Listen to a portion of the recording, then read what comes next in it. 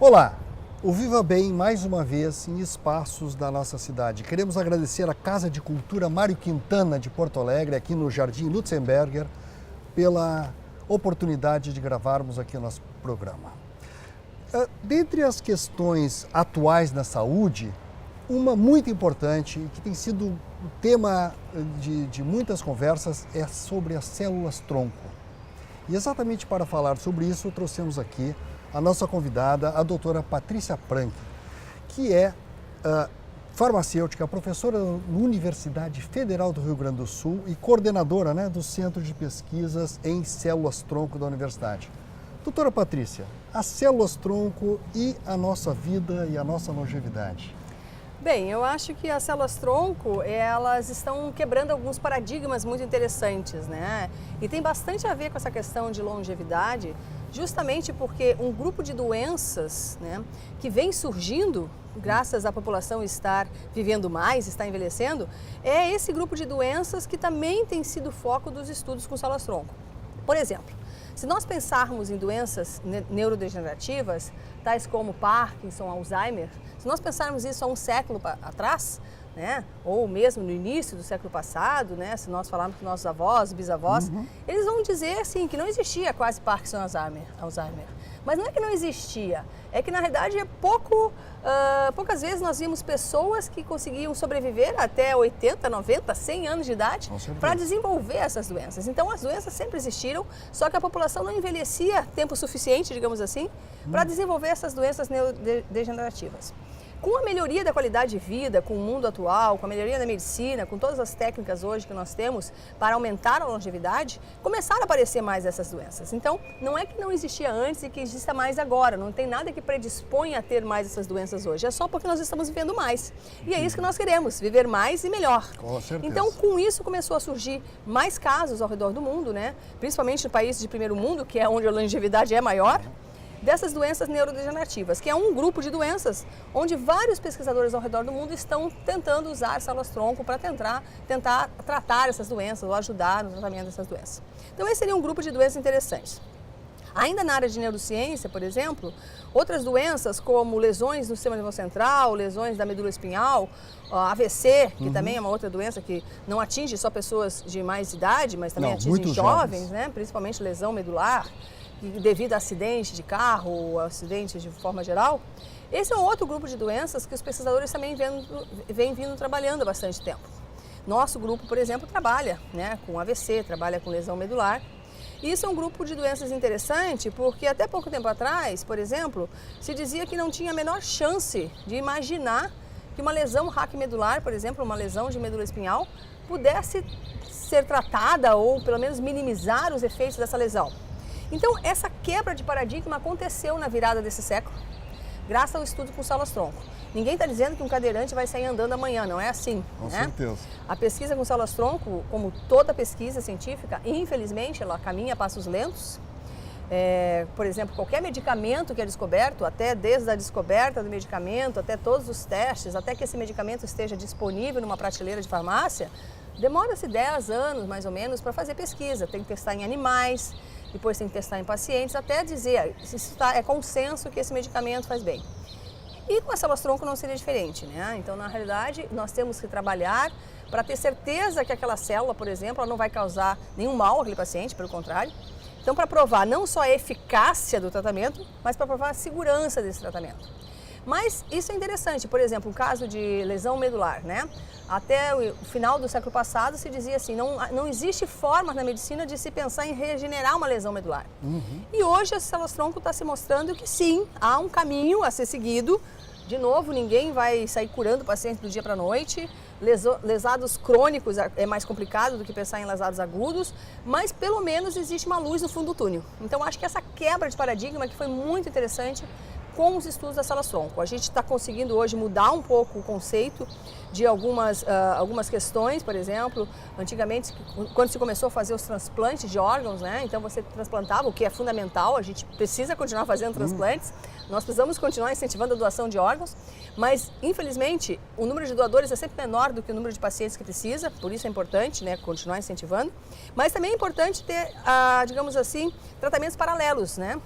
Às vezes você não precisa transplantar um órgão inteiro, basta você injetar células, quem sabe aquelas células não conseguem regenerar aquele tecido.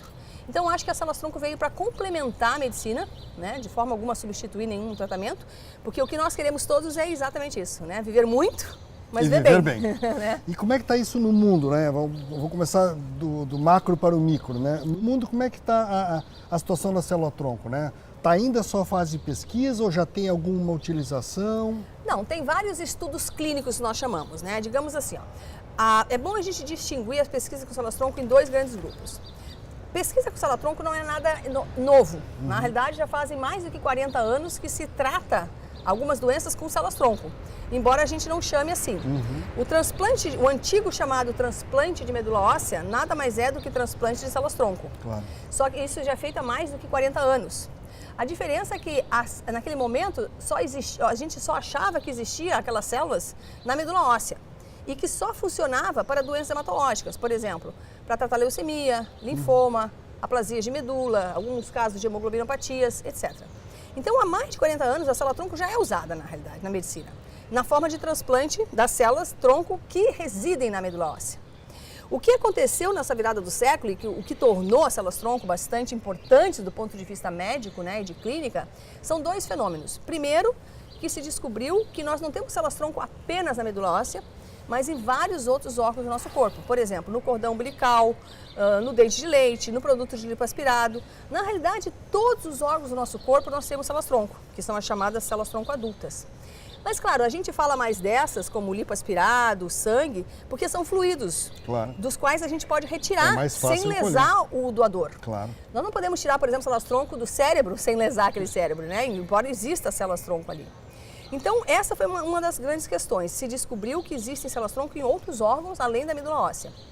E também a outra questão, que foi uma grande quebra de paradigma, é que essas células-tronco, elas podem ser usadas para outras doenças também, que não só as doenças hematológicas, não só as doenças do sangue, como leucemia, linfoma e aplasias de medula. Então, por isso mesmo, os pesquisadores ao redor do mundo estão estudando essas células para tratar, por exemplo, doenças cardíacas, doenças neurodegenerativas, diabetes, vários outros tipos de doenças. Então, o que nós temos hoje no mundo? Nós temos assim, então, o que se fala em tratar doença hematológica já é padrão, já é consagrado, o mundo inteiro já faz isso. As outras doenças todas, né, ainda está em fase experimental. Entendi. Tem alguns lugares já que estão fazendo ensaios clínicos em pacientes, mas são casos pontuais, né? Por exemplo, aqui no Brasil teve um grande estudo de usar células-tronco para doenças cardíacas. Então, se pediu autorização para o CONEP, para o órgão que fiscaliza, se usou células-tronco em alguns pacientes com alguns tipos de cardiopatias e se verificou o resultado desse estudo. Isso chama ensaio clínico. Então, quando é feito isso, você precisa, obviamente, não é consagrado ainda o estudo, é justamente por isso é estudo, você precisa provar se aquela célula é eficaz, se é melhor do que o tratamento convencional, para justificar isso, e precisa provar que é seguro. Até chegar no paciente, claro que tem que ter sido feito vários estudos in vitro e em animais de laboratório. Então, no mundo inteiro, como é que nós estamos? Bom, depende da doença. Tem doenças que ainda estão na fase só de teste de animais laboratórios. Tem alguns casos, né, de tratamento de algumas doenças que já estão em fase de teste clínico, ensaios clínicos, né?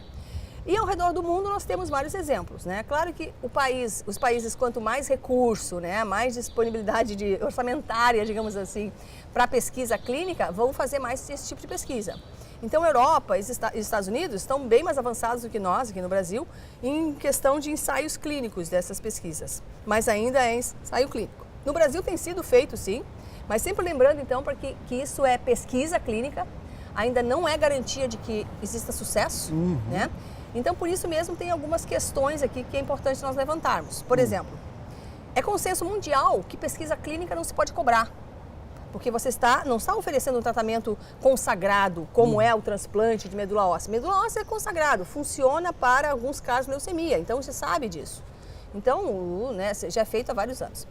Esse uso de células-tronco para outras doenças, tais como diabetes, doenças neurodegenerativas, todas essas que a gente falou, ainda é pesquisa. E como é pesquisa clínica, não tem comprovação, não tem segurança que aquilo vai funcionar. Então, de forma alguma pode ser cobrado. Isso é consenso mundial. Pesquisa clínica não se cobra, né?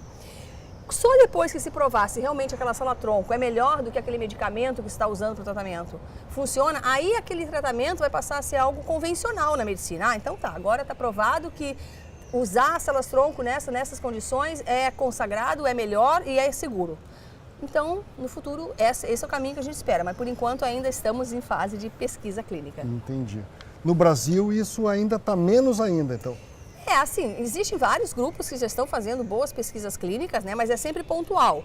É importante lembrar também, toda pesquisa, como não é ainda consagrado, tem que ser pedido autorização para o CONEP, que é a pesquisa, pedir para o CEP local, né, o Comitê de Ética local. Esse Comitê de Ética, dependendo do caso, manda para Brasília, o CONEP então avalia. Então aquele CONEP vai avaliar.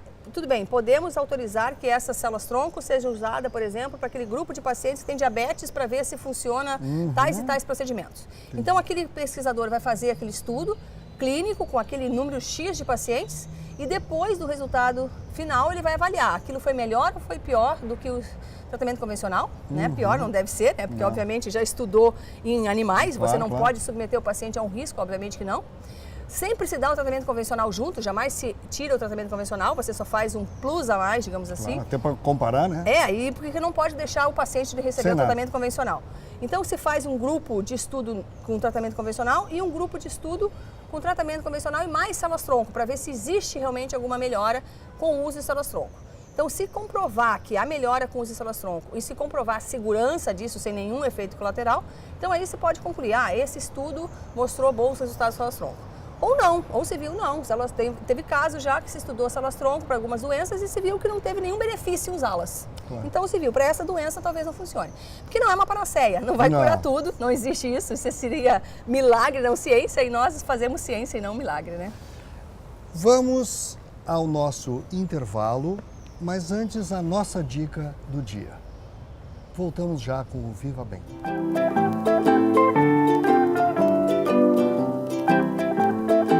A dica de alimentação saudável de hoje é o guacamole, em que nós vamos usar o abacate como um salgado. Nós vamos pegar um abacate pequeno, vamos descascá-lo e vamos picotá-lo. Aqui, vamos colocá-lo no prato, vamos usar metade dele, então. Vamos usar uma colher de sopa de cebola picada. A cebola, eu dei uma escaldada antes nessa cebola com água quente e joguei na água fria, só para tirar aquele gosto forte. Para quem não gosta, esse é o truque. Vamos usar uma colher de sopa de tomate picado, tudo bem picadinho. Vocês veem que eu fiz tudo bem picadinho. Então, vamos colocar uma colher de sopa de limão. Eu já tenho aqui o limão espremido também. Vou usar uma colher de sopa de limão. Vamos usar sal e pimenta a gosto. Salzinho, usa um pouco sal. E agora vamos misturar. Isso aqui você come com pão, um pão integral ou carne com arroz. Eu vou comer com uma bolachinha de arroz, que não tem glúten. Então vocês veem, como eu digo sempre, cuidar da saúde é um prazer.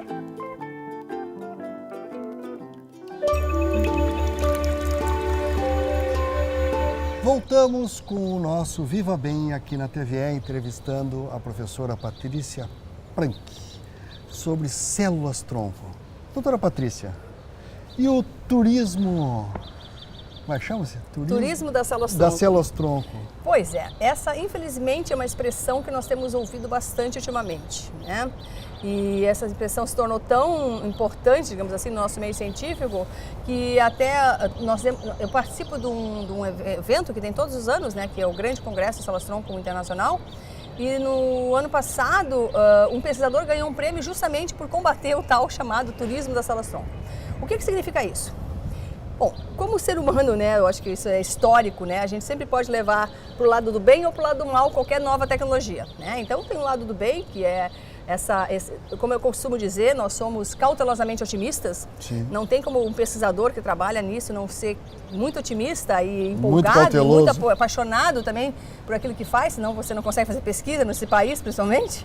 Mas, por outro lado, nós temos que ter muita cautela, porque se por um lado a gente sabe que estão se abrindo novas fronteiras, digamos assim, de tratamento com as células-tronco, novas possibilidades, doenças que eram consideradas incuráveis, e que hoje a célula-tronco, quem sabe, pode vir ajudar no futuro, essa é a nossa esperança. Mas, por outro lado, nós também não podemos exacerbar nessa esperança e, o pior ainda, criar uma má impressão nos pacientes que isso vai sair curando tudo, né? E curando tudo muito rápido. Infelizmente, né, na história da medicina, se a gente for olhar, a célula-tronco causou uma revolução extraordinária. Mas isso na história da medicina, nós estamos falando assim, comparamos agora com o século passado. Claro. Questão de 50 anos, houve uma grande mudança. Mas para aquele paciente que precisa de um tratamento e que quer aquele tratamento em um mês, não. É muito lento isso. Então, talvez para uma geração a gente não sinta esse fenômeno, mas ao redor de 2, 3 gerações nós vamos sentir.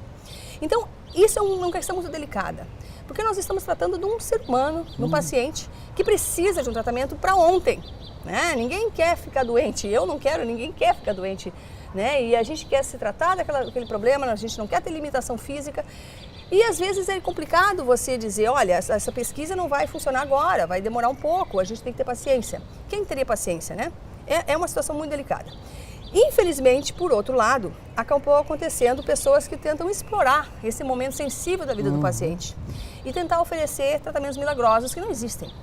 E com isso é muito fácil, né? Qualquer um de nós, eu acho, né, poderia cair numa cilada dessas. Então você está com um problema de saúde, que a princípio pode ser uma doença até incurável, e alguém chega e lhe oferece um tratamento milagroso. Qual é a mãe que não pagaria qualquer coisa, não venderia sua casa para um filho que está desenganado? Claro. Se alguém chegar e dizer para ela, olha, eu vou curar seu filho. A gente vende a casa, vende o carro, vende o que for, vai morar embaixo da ponte, né? Então, infelizmente, começou a surgir esse outro lado da história, que algumas pessoas tentando explorar esse sucesso, digamos assim, e essa fama que a célula-tronco teve. E começou, então, essa expressão que a gente chama de turismo na célula-tronco. O que é isso? Por que turismo? Porque, curiosamente, né, em alguns países até muito paradisíacos, assim, começou a acontecer isso, Tailândia e outros não tão paradisíacos, mas também chamativos nesse sentido de medicina diferente, China, então vários países ao redor do mundo, e não é só lá também, tá? Tem países da América Latina, né? Até no Brasil a gente já soube de casos de propagandas enganosas sobre esses tratamentos, né? O objetivo é o quê? É atrair o paciente para uma clínica, dizendo que vai fazer um tratamento com células-tronco, que não tem comprovação científica alguma, né?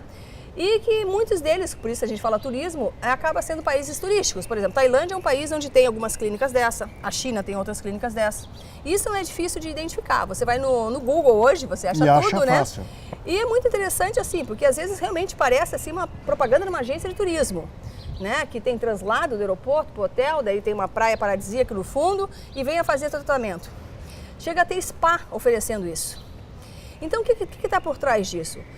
Tá no momento sensível de uma família, né, se oferecer um tratamento que não tem comprovação científica, né, se cobra 20, 30 mil dólares.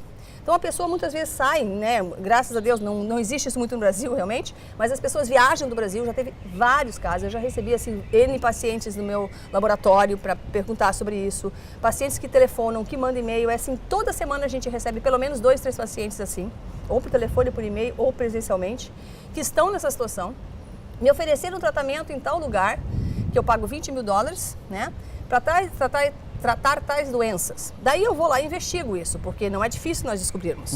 Existe um site sério que chama Clinical Trial, né, que é um site onde você consegue saber tudo que está sendo feito de ensaio clínico no mundo. Aquilo que nós falamos há pouco. Claro. Ou seja, o que está sendo feito de ensaio clínico para uma doença X, para esclerose múltipla, por exemplo, com células-tronco. Então é muito fácil a gente descobrir isso. Então a gente vai nesse site, nós observamos quem são os grupos que estão estudando esses pacientes e quais são os resultados. Então, todos os casos de pacientes que me procuraram, eu investiguei. Porque, claro que eu não sei tudo. Claro. Pode ser que tenha alguém aí no mundo fazendo alguma coisa fantástica para alguma dessas doenças que eu não saiba. Mas então a gente tem um recurso, a gente vai se informar sobre isso. Então nesse site a gente encontra assim, tem tais grupos, 4 ou 5 grupos de pacientes sendo tratados com células-tronco, sendo pesquisados ao redor do mundo. Mas nenhum deles, por exemplo, tem resultado ainda.